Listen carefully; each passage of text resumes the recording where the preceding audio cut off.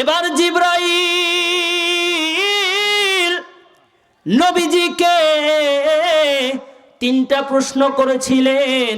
তার মধ্যে এক নাম্বার প্রশ্ন হলো, নবীকে ডাক দেয়া বলে, ওগো নবী বলেন তো আপনি কি কারো হায়াত মওতের মালিক নাকি?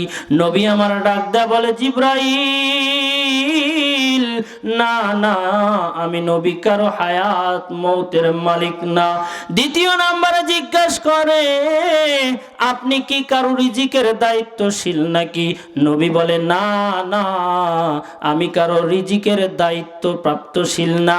এবার নবীকে জিবরাইল ডাক দেয়া বলে, নবী গো আপনি কি কারো গুনাহ ক্ষমা করার দায়িত্ব নাকি? বলে, না না, আমি তো কারো গুনাহ ক্ষমা করতে পারবো না, কারো গুনাহ ক্ষমা করার দায়িত্ব তো আমি নবীর না।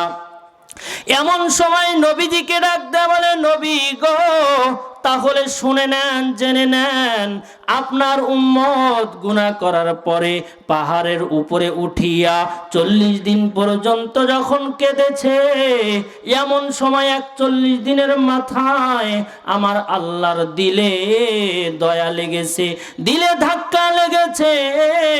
আর আল্লাহ কোরআনের আয়াত দিয়ে আমাকে জানিয়ে দিয়েছে, আপনার কাছে খবর পৌঁছানোর কথা বলেছে, কেউ যদি তওবার মতো তওবা করতে পারে, আল্লাহ তাআলা ওয়াদা করেছেন যত বড় গুনাহ হোক না কেন আল্লাহ তাআলা ক্ষমা করে দেবে।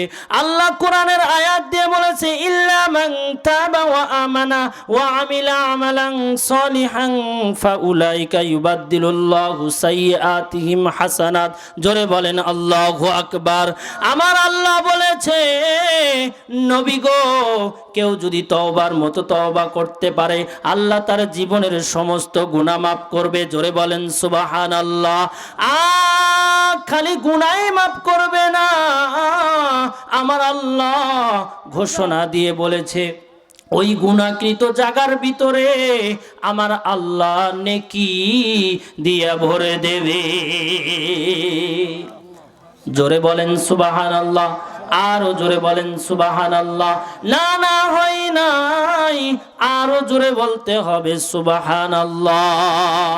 যদি বলেন হুজুর কেন এত সুবহানাল্লাহর প্রতি দরদ দিচ্ছেন, আমি বলতে চাই, কেউ যদি একবার সুবহানাল্লাহ বলে, আসমান জমিনের ভিতরে যত ফাঁকা জায়গা আছে এই সমস্ত জায়গাগুলোকে আমার আল্লাহ নেকি দিয়া ভরে দেয়। শুধু এখানেই শেষ নয়, কেউ যদি একবার সুবহানাল্লাহ বলতে পারে, জান্নাতে তার জন্য একটা গাছ লাগিয়ে দেওয়া হয়। আরো জোরে বলেন সুবহানাল্লাহ, আরো জোরে বলেন সুবহানাল্লাহ। আপনারা কি কষ্ট পেয়েছেন? আমার উপর মন খারাপ, রাগ করেছেন? যদি রাগ না করে থাকেন একটা তাকবীর দেন তো, লিল্লাহে তাকবীর। না, খুশি হলে এত আস্তে তাকবীর আমি মানতে রাজি না। জোরে বলেন লিল্লাহে তাকবীর, নারে তাকবীর।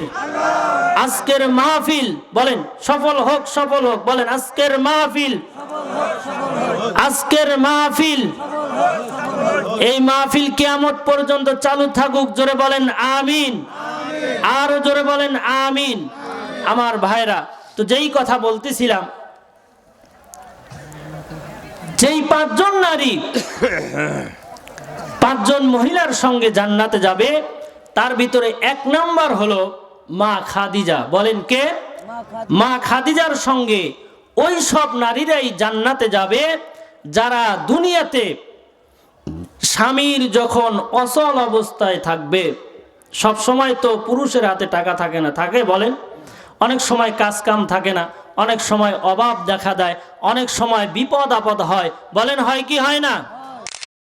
যদি একমাত্র দুনিয়ার কাউকে ভয়ে নয়, আল্লাহর ভয়ে, স্বামীর ভয়ে নয়, সন্তানের ভয়ে নয়, এমপি মন্ত্রী মেম্বার চেয়ারম্যানের ভয়ে নয়, আল্লাহকে খুশি করার জন্য যদি আল্লাহকে ভালোবেসে যদি স্বামীকে কিছু গচ্ছিত টাকা অথবা শ্বশুর বাড়ি থেকে যেগুলো পাবে এগুলো যদি অভাবের সময় এনে দেয়, ওই নারীগণ মা খাদিজার সঙ্গে জান্নাতে যাবে। জোরে বলেন সুবহানাল্লাহ।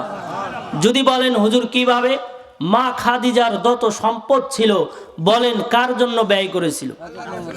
আল্লাহর রাসূলের জন্য। আল্লাহর রাসূলকে